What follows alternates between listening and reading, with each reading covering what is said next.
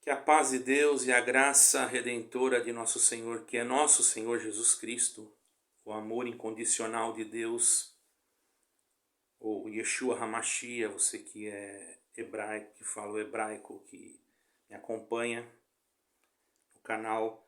Esse canal agora eu quero deixar claro aqui que não estou difamando e nem fazendo nenhum... não estou aqui para difamar ninguém.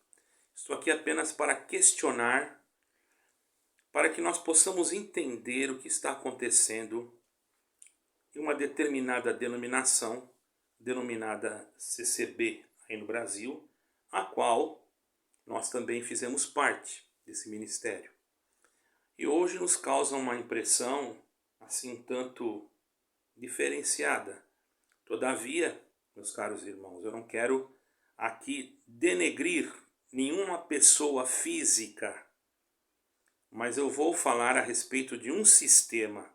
E o que eu vou falar aqui não é proibido perante as leis de qualquer nação. Mesmo porque nesse documento não existe nenhum código de lei que não me permite divulgar o documento, ok?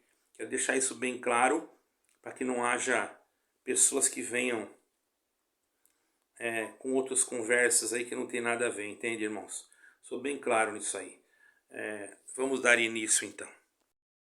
Caríssimos irmãos, em defesa da fé daqueles que creem em nosso Senhor Jesus Cristo, não querendo que vocês pensem que eu estou aqui para destruir ou para destruir a imagem de ninguém, nem de nenhuma instituição. Porém, a verdade é a causa absoluta do cristão.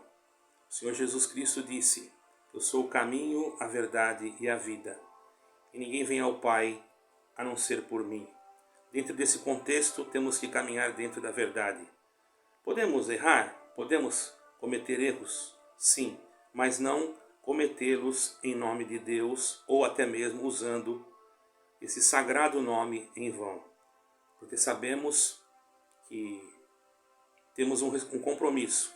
Embora, quando falamos Deus, não se refletimos ao nome especificamente, mas à divindade, o poder e a majestade. Mesmo assim, devemos respeitar e honrar quando falamos com respeito, com reverência. Eu até procuro falar eterno. Peço ao Senhor eterno que me perdoe se em alguma coisa tenho errado. Porém, quando falo de alguma denominação, isso não quer dizer que eu quero machucar ou destruir ou até mesmo ser intolerante com ela, porquanto não é e não faz parte do meu canal e nem do meu intuito. Porém, a defesa da fé, baseada na verdade de Cristo, tem que ser manifesta, mesmo que isso seja algo que para muitos pareçam ou parece que não está correto. Mas não é certo falar que o Senhor mostrou, que o Senhor fez saber, ou que o Senhor revelou, sendo que não foi Ele que revelou. Isso para mim, aprendi, depois de muitos tempos dentro dessa denominação, isso é grave diante do Eterno. Devemos sim corrigir. Eu gostaria de deixar claro aqui que os líderes da denominação, a qual não vou citar o nome porque não tenho intenção disso, mas deveriam observar com relevância o que eu vou falar aqui, para que depois não seja dito que ninguém vos avisou. Embora o que eu vou falar pode até ser que vocês não concordem. Todavia, isso não é preciso vocês concordarem, mas o povo precisa saber, para que o povo não seja enganado. E algum daqueles que estão dentro do povo pode dizer: se nós saímos daqui, para onde iremos? Você deve orar e ir para Jesus Cristo. Eu também não estou dizendo nada a respeito disso. Isso vai da tua consciência e da tua oração a Deus. Quero deixar claro, bem claro, que não estou aqui denegrindo ninguém. E esse documento que eu vou ler não me é proibido por lei que eu possa expô-lo. Porque se fosse proibido por lei, não estaria exposto na internet, para quem quiser ver. Se há algum documento que não possa ser falado, logicamente que esse documento eu não mostrarei e nem lerei, porque tenho documentos aqui que eu sei que não pode ser lido, inclusive da instituição a qual estou falando. Que se eu ler, vai causar algum transtorno para muitos, e eu sei que também pode me prejudicar juridicamente. Então, irmãos, nesse sentido, eu só vou falar aquilo que não vai trazer nenhum problema para a minha pessoa e também não vai ocasionar nenhum tipo de movimento de intolerância religiosa. Eu quero fazer uma pergunta, irmãos, que muitos estão fazendo. Hoje existem coletas dentro desta denominação que são chamadas, dentro da congregação cristã, que são chamadas coletas de intenção, ou coletas que são marcadas. Bom, eu quero perguntar aos irmãos, como eu sempre aprendi, que os ensinamentos que vinham nas reuniões do ministério eram confirmados por Deus através do Espírito Santo. Agora então vamos ler aqui um ensinamento datado do ano de 1990. Eu quero deixar claro que não fui eu que escrevi esse ensinamento e não fui eu que disse que foi o Espírito Santo que fez saber aos seus servos. Não fui eu. Eu escutei. Estava na igreja e escutei. E não foi falado que era alguma coisa que poderia mudar, porque o que realmente o Espírito de Deus coloca, ele não muda. Certo, irmãos? Vejamos então o ensinamento de 1990, o ensinamento número 7, dado ao ministério. Prestamos atenção. Tem havido muitas reclamações da forma de se efetuar coletas em muitas congregações, ou seja, coletas marcadas, forçando a irmandade com listas e vales para pagamento posterior, listas de materiais de construções, listas para instrumentos musicais também e etc. Não deve haver pressão sobre a irmandade, pois ela deve ser livre para contribuir de acordo com a vontade de Deus. Doações voluntárias de materiais são aceitas, desde que sejam no padrão que a congregação utiliza. O que quis dizer aqui? Presta atenção.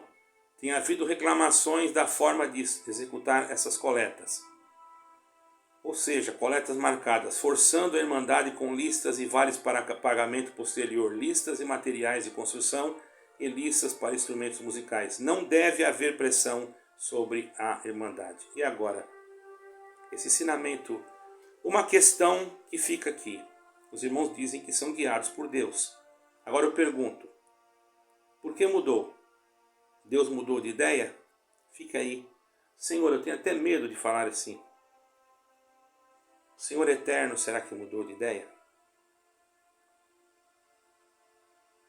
Há mais coisas, irmãos.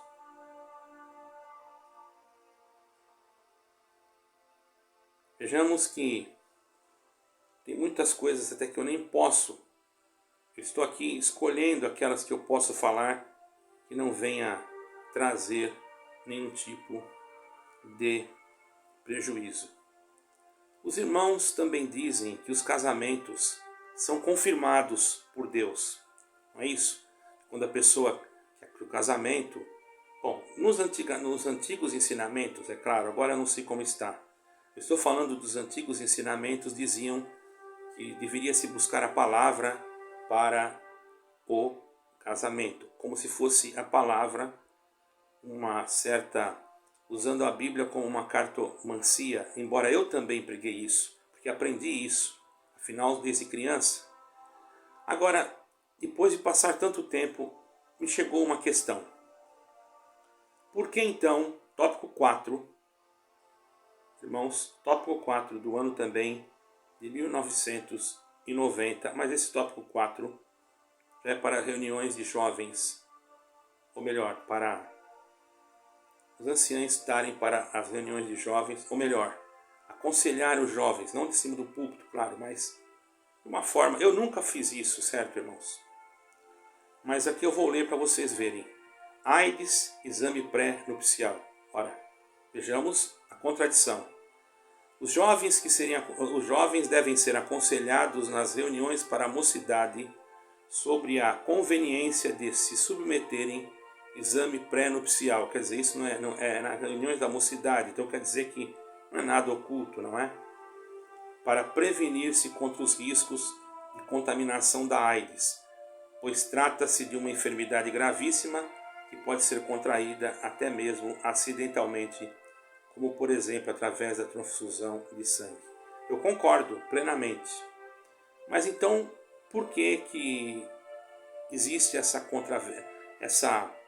divergência de pensamento? A pessoa vai e se confirmou o casamento, depois ela descobre que o seu parceiro tem AIDS. E já houve casos de determinados servos em alguns lugares que eu não vou citar, claro. Aqui eu pergunto, não houve? Não vou citar, não vou aqui dizer que houve. Vou fazer uma pergunta. Não houve casos de irmãos que aconselharam até a não casar? Eu pergunto, não houve casos? Respondam vocês, meus caros anciãos. Senhor dos Exércitos.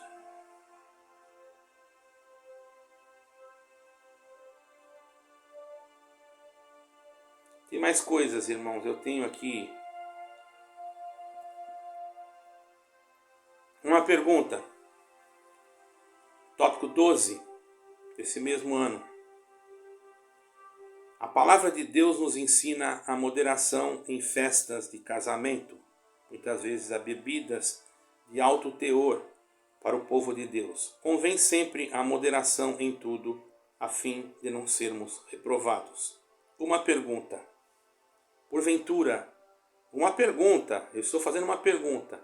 Os caros ilustres servos, não exageram na bebida até depois do culto? Depois do culto, em algumas congregações, como eu ouvi na internet? Por favor, me respondam.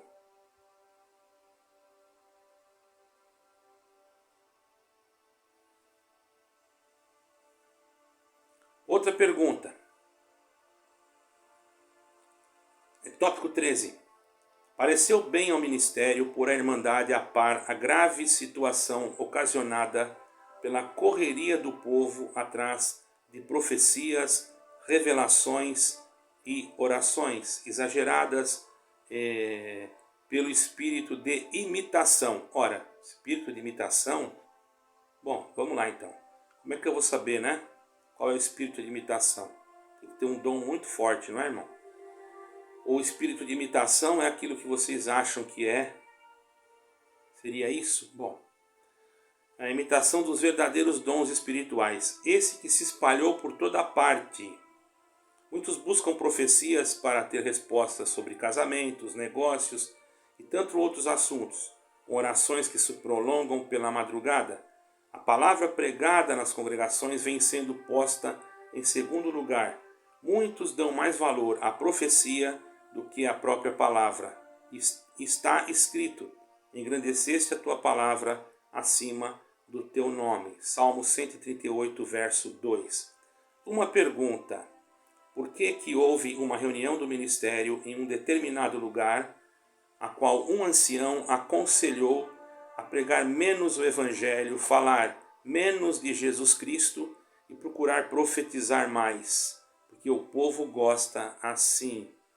Por que houve uma pregação de um irmão há pouco tempo dizendo que tem pregações que se ouve uma mosca bater asa dentro da igreja, sendo que a manifestação de Deus não se denota em barulho ou gritaria, porque eu mesmo era um tremendo barulhento e era chamado constantemente a atenção. E hoje, ao invés disso, eu vejo um ancião dentro de uma denominação central, onde é central, fazendo uma barulheira que não tem tamanho. Eu pergunto, ele está guiado ou não por Deus? Porque aqui diz que não, não é? Aqui fala que há transtorno, que há até falsas profecias. Eu quero deixar claro que eu não sou contra o dom de Deus, em hipótese alguma, mas que tudo se faça com ordem e decência. Eu também me comportei muitas das vezes sem ordem e sem decência. Mas eu pergunto, por que agora não há mais essa mesma repressão sobre alguns servos, só porque são mais idôneos ou mais antigos, e sobre os mais novos há? Existe algum tipo de requisito para que o mais antigo possa fazer isso e o mais novo não? Eu quero dizer para vocês que isso não traz proveito mesmo, concordo, que deve ser pregado o Evangelho. E outra pergunta, por que não se prega tanto o Evangelho dentro da instituição?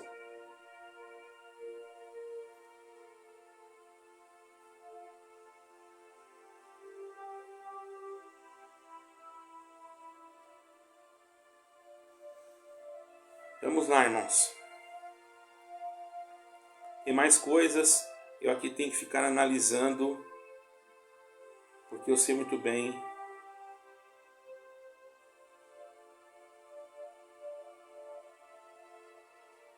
irmãos, agora aqui fala um tópico que me deixa muito a questionar. Eu sei que muitos até do meu canal podem não concordar comigo, mas eu tenho a minha opinião própria. Sobre o sábado. Jesus Cristo é o dia de Deus, concordo. São João, capítulo 11, versículo 9 e 10. Ele é o sábado de Deus, é o nosso sábado, nosso repouso.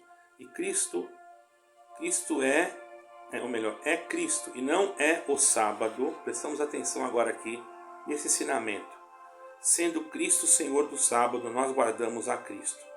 Bom, para que quem guarda Cristo, eu faço uma pergunta, mente. Quem guarda Cristo, eu faço uma pergunta, deseja o mal do seu irmão? Quem guarda Cristo deseja que seu irmão venha a perecer? Quem guarda Cristo tira a liberdade do seu irmão sem mesmo julgá-la de acordo com o juízo reto e justo? Outra pergunta, quem guarda Cristo despreza o próximo? Quem guarda Cristo deixa de visitar o órfão e a viúva porque não tem dinheiro? Quem guarda Cristo, ele faz visitas ou deixa de fazer visitas aos necessitados, deixando isso somente a cargo daquele que ele acha que é responsável? Quem guarda Cristo pregaria isso, que agora não está sendo pregado mais. Se você quer ir embora, vai, porque tem 10 para ser colocado no seu lugar. Quem guarda Cristo fala assim, se você não gostou de loja, mude, procure outra loja. Quem guarda Cristo expulsa o espírito de estudar a Bíblia fora. Bom, questionados estão vocês, agora vocês mesmos podem me responder. Sabemos que Cristo é o Senhor do sábado, mas o próprio Cristo Jesus guardou o sábado. E ele não veio para destruir a lei, mas sim para abrogar, quer dizer, para cumprir. Então tenhamos cuidado. Será que vocês não estão inserindo numa doutrina que foi imposta por Constantino? Fica uma pergunta. Ou melhor, vocês estão adorando também doutrinas romanas? Será isso? Eu estou aqui dizendo que estou fazendo uma pergunta que vocês devem julgar. Será que vocês também estão participando, achando que domingo é o dia do Senhor? Lembram-se, vocês já estudaram que quem mudou o sábado para o domingo foi Constantino, e foi ele que declarou isso. Nenhum apóstolo falou isso. Vocês têm como provar isto dentro das Escrituras, por escrito. Se vocês tiverem um versículo que prove, não dizendo que o Senhor Jesus é o Senhor do sábado, porque o Senhor Jesus não é só o Senhor do sábado, ele é Senhor do domingo, da segunda, da terça, da quarta, da quinta, ele é o Senhor de toda a vida. Mas eu quero que vocês provem que está escrito que domingo é o dia do Senhor, porque eu não encontrei isso em lugar nenhum escrito nas Sagradas Escrituras. Ouvi irmãos falarem por suas próprias considerações. Para mim o dia do Senhor é todo dia, mas o dia de sábado realmente é um mandamento. Eu pergunto, quem que mudou esse dia na lei e nos profetas, e no Decálogo, quem foi que mudou? Foi Jesus Cristo ou foi Constantino? Julguem vocês mesmos. Eu vejo aqui uma grande impasse e faço uma pergunta. Julguem vocês mesmos.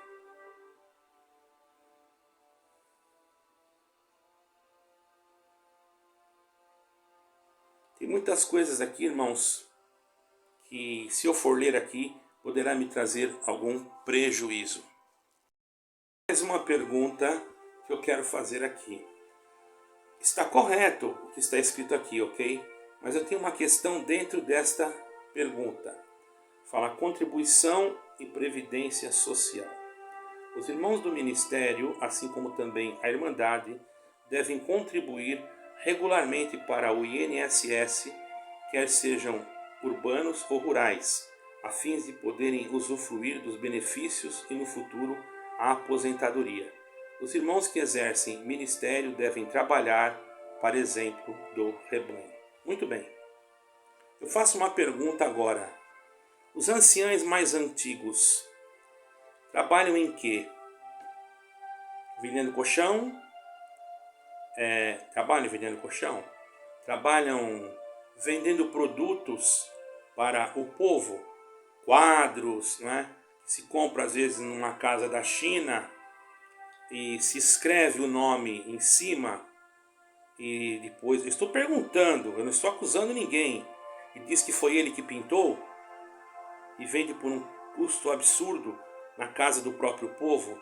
Os irmãos do ministério trabalham vendendo filtros que dizem que faz milagres, que a água é isso, a água é aquilo. Pode até ser, mas eu pergunto, vendem para todos ou vendem só dentro da casa da população que é da sua denominação? Uma outra pergunta, será que um irmão do ministério que se esforça tanto, que trabalha tanto, que ainda tem que trabalhar para si mesmo, tem condições de, quando ele estar trabalhando, surgir uma necessidade dele, se ele estiver trabalhando numa empresa, uma necessidade dele fazer uma unção ou outro tipo de trabalho, ele poderia sair qualquer hora, como fosse dono da empresa, para atender esse serviço? Não é justo que pelo menos isso fosse pago pela denominação? Ou é injusto? Pelo menos o INSS, já que não recebem nada. Agora, uma pergunta, por que alguns determinados irmãos de denominações, não é? Têm cartões corporativos com altos valores? Ah, é para missões. Eu pergunto, é realmente para missões? Fica aí as questões, vocês julguem e vocês mesmos. Eu não estou falando mal, eu estou perguntando. E se eu for entrar mais profundamente em diversos tópicos, inclusive eu tenho um livro com muitos tópicos, mas eu fiz questão de pegar da internet para que vocês não digam que eu estou divulgando uma coisa que não pode ser divulgada. Porque se não pode ser divulgada, esses que divulgaram aqui, que fazem parte, inclusive, até mesmo das vossas igrejas, foram eles que divulgaram, porque são eles que têm acesso a esses documentos, ok? Eles que devem ser processados, eles que devem ser procurados e não eu. Essa informação consta publicamente para quem quiser achar. Julguem vocês mesmos.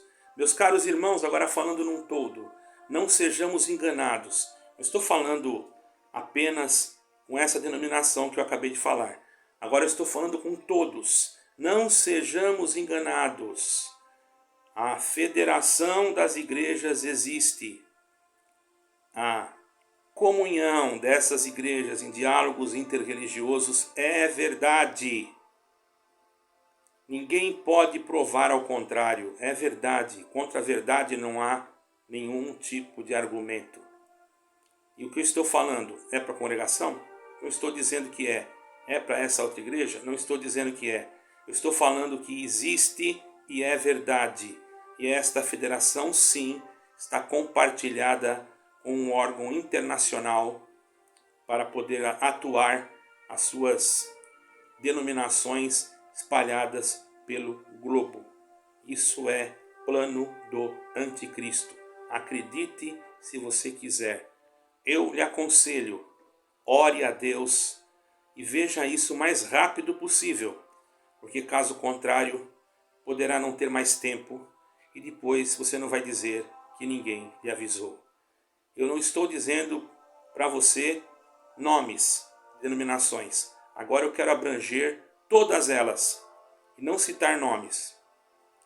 Será que muitas delas, não estou dizendo todas, quero deixar claro aqui que não estou generalizando. Quero repetir, não estou generalizando. Será que elas não são aquelas que está escrito na profecia? Sai da Babilônia, povo meu. Julguem vocês mesmos. Fica aqui uma pergunta e vocês mesmos obtenham a resposta, porque vocês são inteligentes e sabem muito bem como consultar. Espero que ninguém entre me xingando, nem me difamando, porque apenas eu fiz questões e eu acredito que essas questões não ofenderam ninguém. Deus abençoe a todos. Amém e amém.